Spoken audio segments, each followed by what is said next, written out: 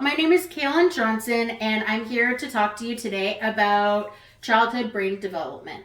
So, I have a couple of topics here for you. I'll just name them. The first one is serve and return, which is kind of a really cool thing with infants. So, if you basically turn to a child and they cue and they smile at you, or an infant, and then you talk back to them, that's serve and return. And there's other topics that I want to talk to you today that just spoke to me and also are part of the criteria. So the next part is the different stresses in the brain that I found really interesting. So the first stress is positive stress. So basically that's something that's really quite normal for an infant going into daycare and giving them off to a parent or guardian, or just someone that they don't know. That's a positive stress that they can deal with. It's in a controlled environment. The next stress that I want to talk to you about is tolerable stress. So that could be dealing with a childhood bully. It's not the best way of life going for the kid, but it's tolerable. You can deal with it. The last part of stress, which really holds a part in my heart and hope none of you go through, is toxic stress. So that's the type of stress that would be something to be aware of, and I'll talk to you about that as well, linking into duty to report. So that would be, your typical childhood abuse situation, or the kid is showing up to daycare and something's just off.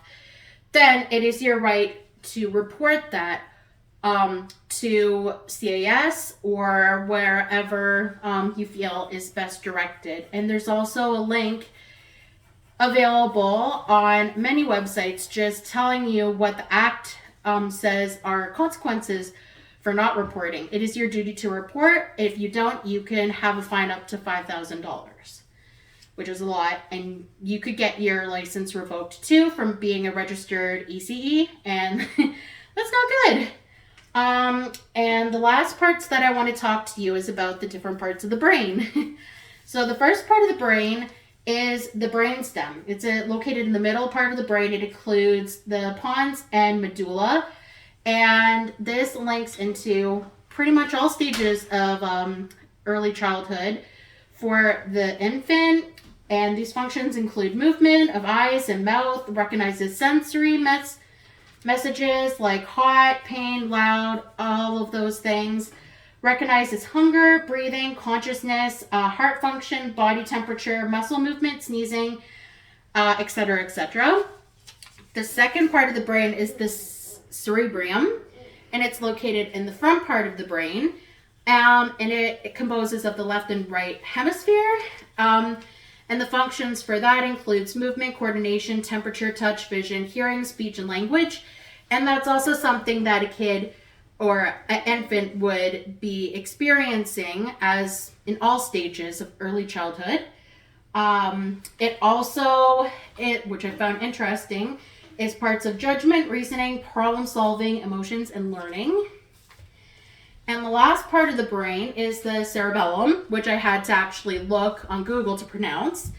And this is located at the back of the brain. And the functions to this are voluntary muscle movement, gross muscle movement, which both is gross motor skills and the other motor skills, and often to maintain posture, balance, and equilibrium. And that is what I really found was some things that were really interesting in my course, and I hope that you enjoyed this video, and hopefully you can come back to my channel and learn more positive content. Thank you.